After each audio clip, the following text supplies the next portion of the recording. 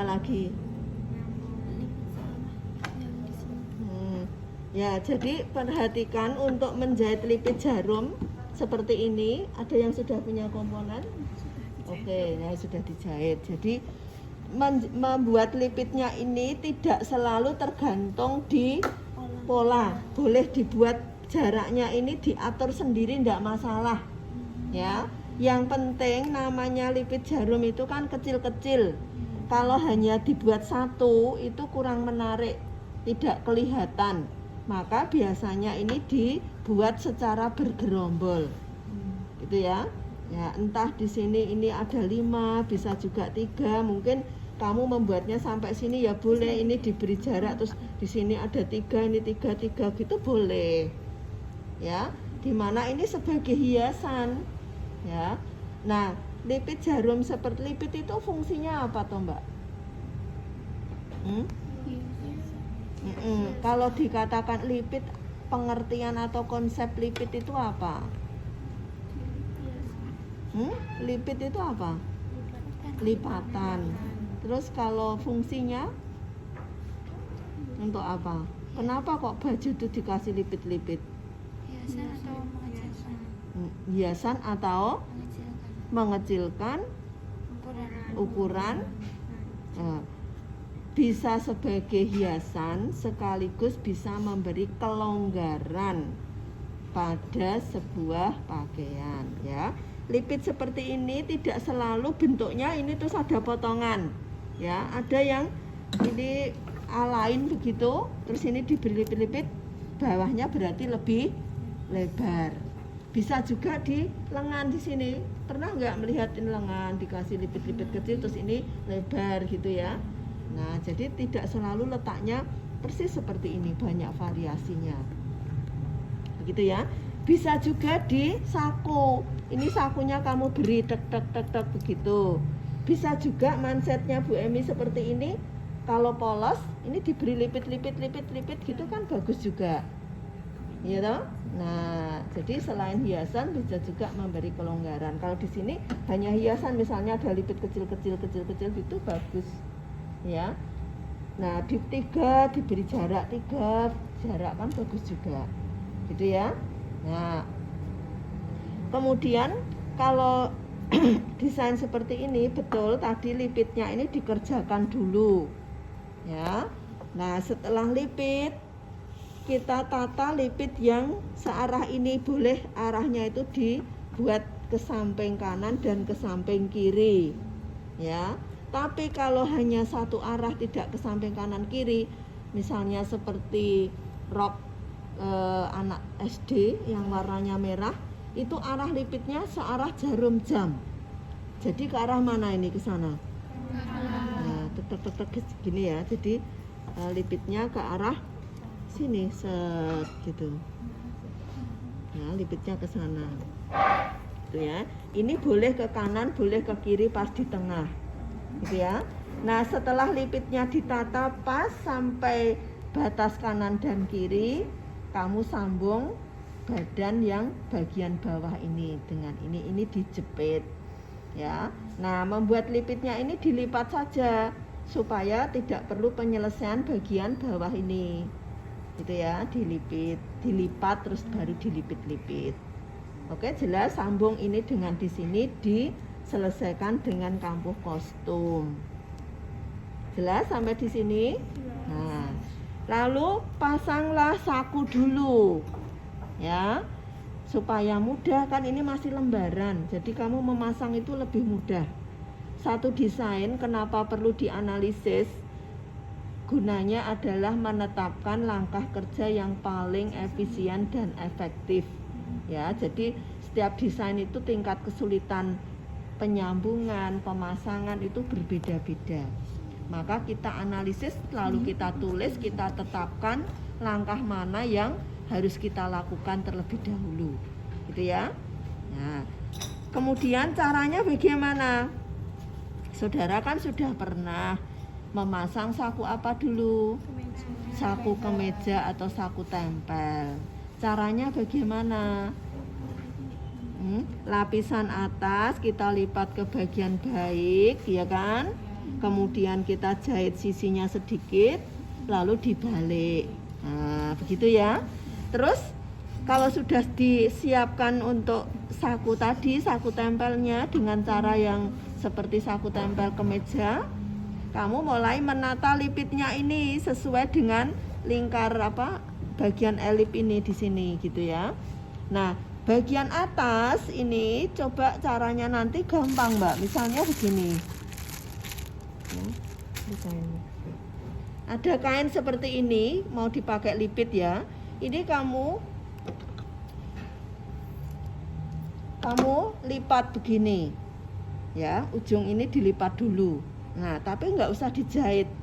Terus ini dilipat, kemudian baru dibuat lipit. Nah, usahakan lipatannya ini mengenai lipit pertama. Jadi nanti kalau sudah ini tidak bakalan ketarik lolos seratnya. Oke, jelas? Nah, terus ditata lipit begitu. Pas di akhir di sini nanti caranya juga sama, kamu lipat seperti ini tadi ya, lipatan ini. Nah, nanti ini sudah membentuk sendiri, tidak perlu dijahit dari dalam. Oke, jelas? Sampai di sini jelas? Nah, kalau sudah tertata, kita tinggal menjahit tindes seperti waktu kita menjahit saku tempel kemarin. Ya, kan mudah toh. Ayo caranya gimana? Tandai saku dengan titik di sini supaya sakunya tidak miring-miring gitu kan. Nah, kita paskan pada titik tadi, baru kita beri jarum pentul dulu, terus dijahit ya, begitu ya. Sudah jelas ini semua? Nah, sekarang kalau ini depan sudah selesai, langkah selanjutnya apa?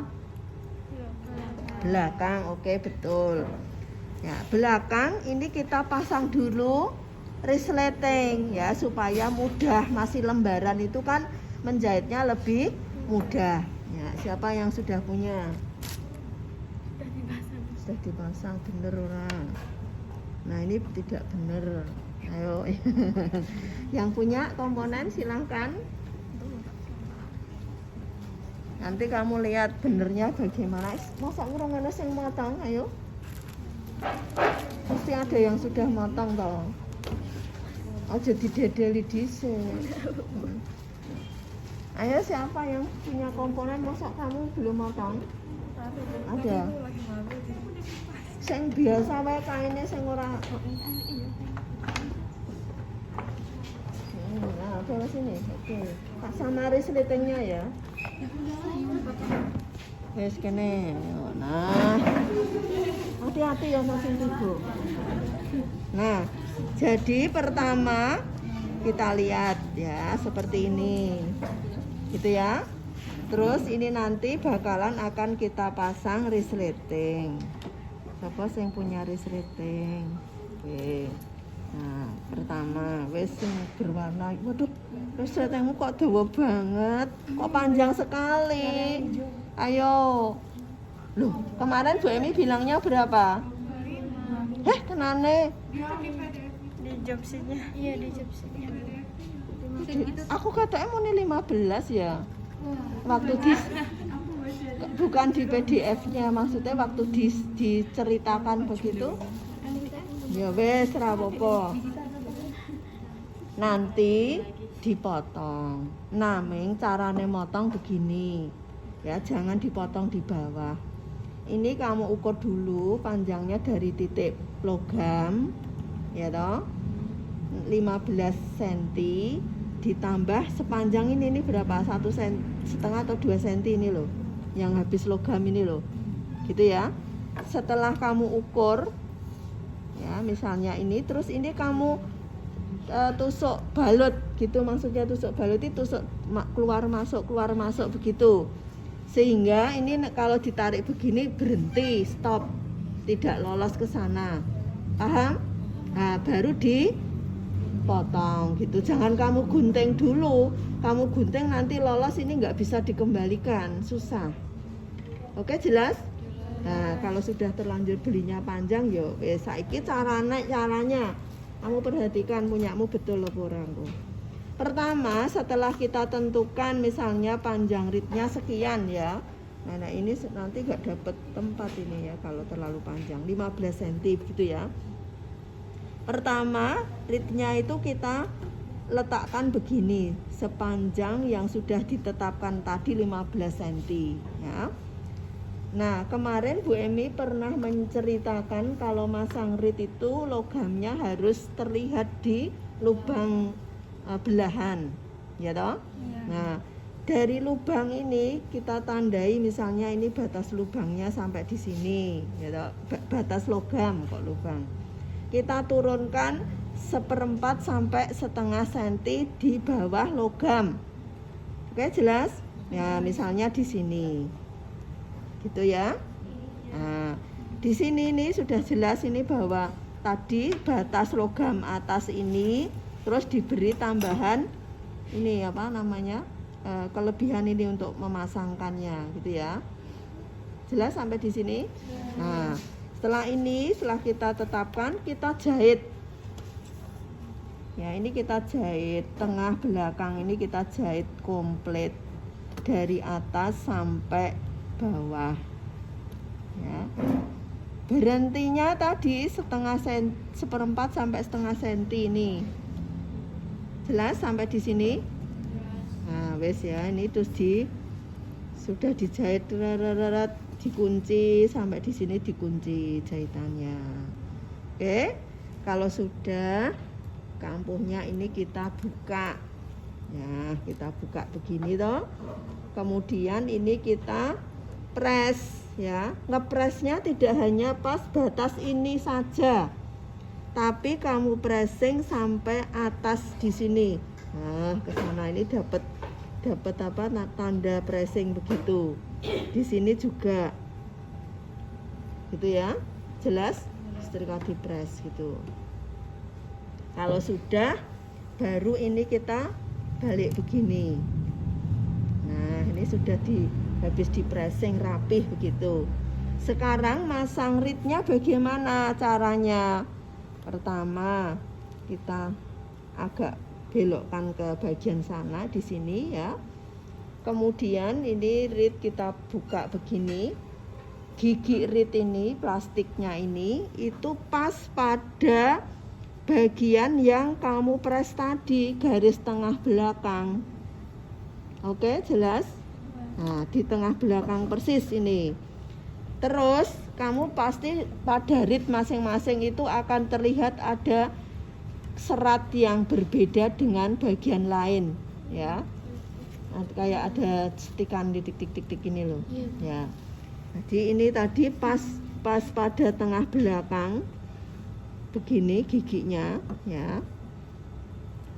Kita kasih jarum pentul atau kamu jelujur yang belum lancar harus dijelujur dulu ya pas ini. Jadi giginya ini pas tengah belakang. Diperhatikan. Giginya giginya pas ada di tengah belakang. Jadi tengah belakang itu tadi kan ditandai oleh lipatan pressingmu. Gitu kan? Nah, begini. Jelas? Ya, giginya pas lipatan pressing, diperhatikan. Ya. Terus kamu menjahitnya ini pas lipatan pressing. Menjahitnya itu pas di bagian ini. Ya. Jangan pas ini loh yang apa? Setikan sing berbeda tadi. Seratnya ada satu garis gitu. Itu kamu jahit tek gitu. Terus menjahitnya tidak berhenti hanya sampai di lubang. Bagian bawah ini jahitlah sampai habis ininya. Kainnya ini loh, kain resletingnya ini sampai selesai begitu ya. Oke, jelas sampai di sini? Nah, ini sampai habis begitu. Sehingga jahitannya kan di luar tengah belakang. Nah, jelas sampai di sini. Nah, kemudian ini kita kembalikan begini. Ya, ini kan kita kembalikan set. Nah. Oke? Nah, berarti waktu menjahit tadi kan jahitannya tidak persis di tengah belakang. Punyamu kan pas di tengah belakang. Ya toh? Gunanya apa? Ini ada meleset begini. Biar ketutup. Iya, bener. Nah, jadi kalau ini ada meleset sekian mili, ya, paham? Tadi kan nggak pas tengah belakang ya, pas apa tadi pressingnya. Maka nanti ini kalau kita setelah ini kan kita tutup begini, ya, maka nanti ini ada bagian yang dipakai numpang yang sekian mili tadi, yang meleset tadi loh, ya, berarti lipatan pressing ini ketemu lipatan pressing yang kamu lakukan tadi pas pressing kampo, gitu, oke, jelas? Ya, berarti ini numpang, gitu. Nah, iki ngene kancamu kan nek ora numpang, akibatnya apa? Giginya rawan terlihat. Gitu loh. Ya, digatekke. Nah, kalau ini itu yang benar ini numpang sedikit begitu. Ya? Betul seperti itu yang benar wis pokoknya ngono kuwi. Karena tadi proses awal kan menjahitnya tidak pas tengah belakang. Jelas ya? Nah, terus ini tidak usah kamu tindes ulang, biarkan saja. Tadi baru ini ditata numpang sedikit tadi, pressing awal ketemu pressing yang kanan kiri begini. Tinggal kita jahit set sampai di bawah logam tadi. Nah, selesai pasang resletingnya. Gitu. Sudah. Ya, gimana? Sudah jelas? Sudah. Nah, jadi itu ya. Nanti memasang resleting seperti ini berlaku dimanapun kamu buat rok, golbi, celana, ya harus ada numpang begitu. Kalau tidak ini meringis senyum begini, ngintip-intip sedikit gini, ya kan?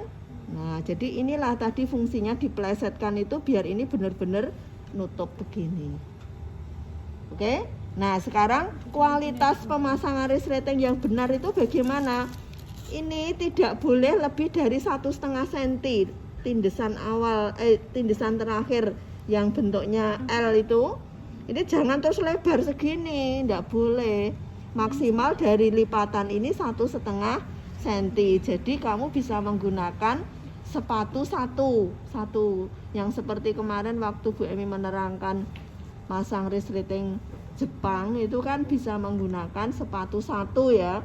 Nah, itu kalau belum lancar bisa menggunakan cara itu. Jadi dipepetkan ini giginya. Ya, sepatunya itu jalannya mepet ini, tek begitu sehingga jaraknya ini tidak terlalu lebar. Ya, jelas ya. Nah, ini benar-benar harus diperhatikan karena kualitas standar pemasangan resleting itu caranya begini. Sampai kamu mata kuliah apapun ini diperhatikan.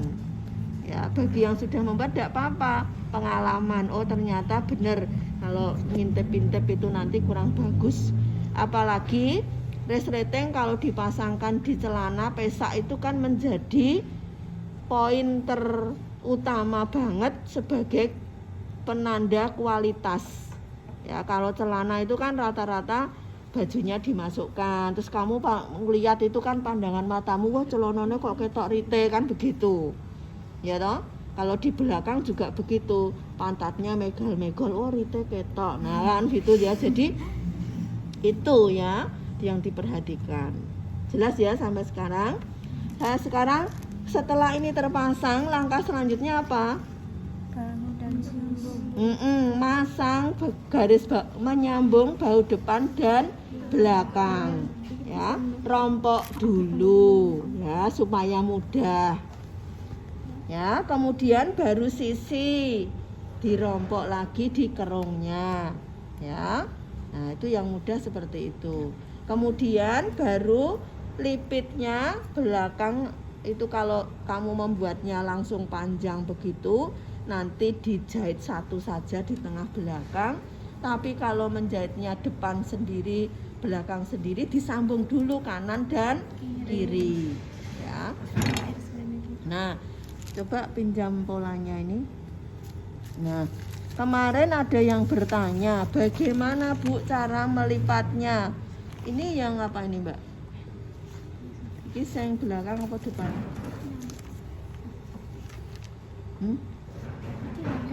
Ini tak apa? Nah, yang depan, ini yang sungkop mana, yang hadap mana? Ini yang sungguh. Iki yang sungkup. Nah, coba siapa yang bisa kamu lipatnya piye?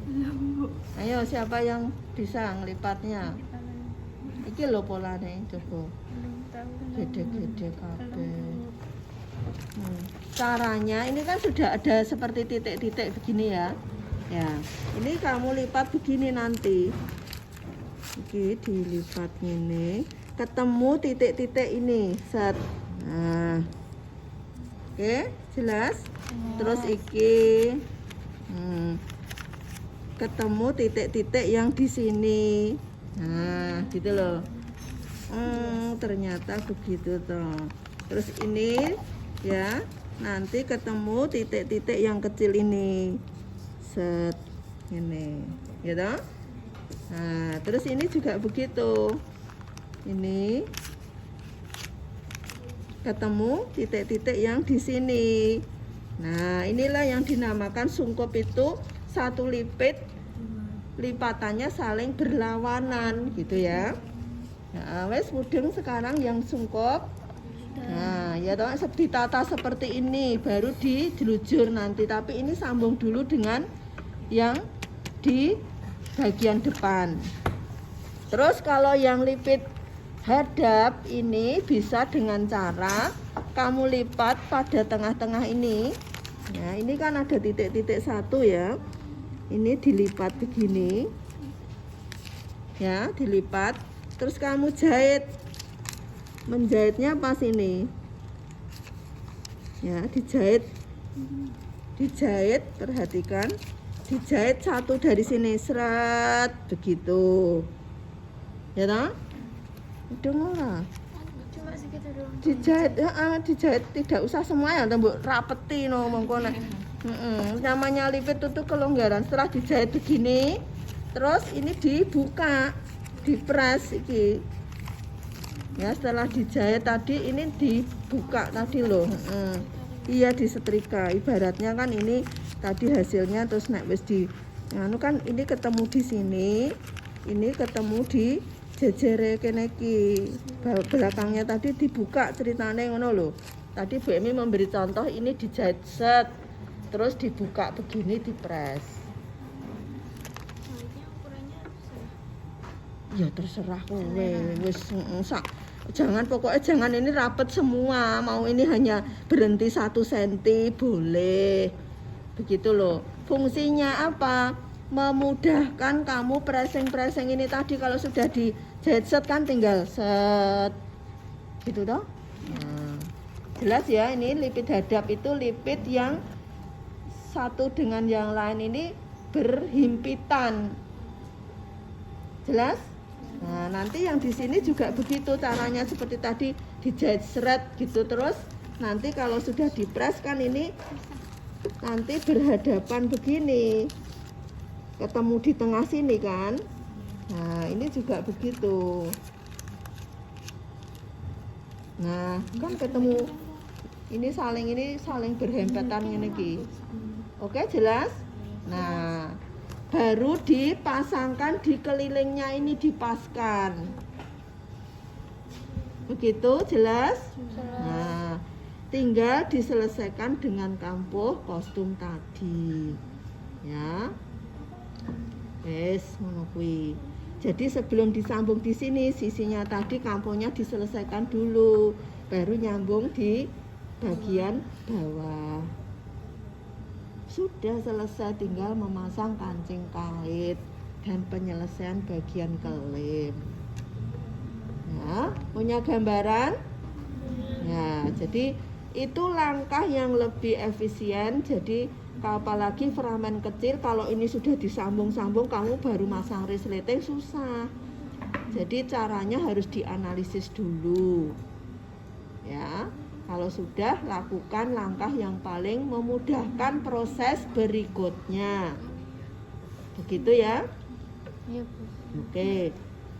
Masih ada pertanyaan? Ada, Bu. Ya, silakan. Sisinya disambung pakai kamera video kan. Iku kan anu Balik sesuai. Hmm. Dilihat kambo balik atau kambo kostum, ayo. Kalau yang sisi kan Dilihat.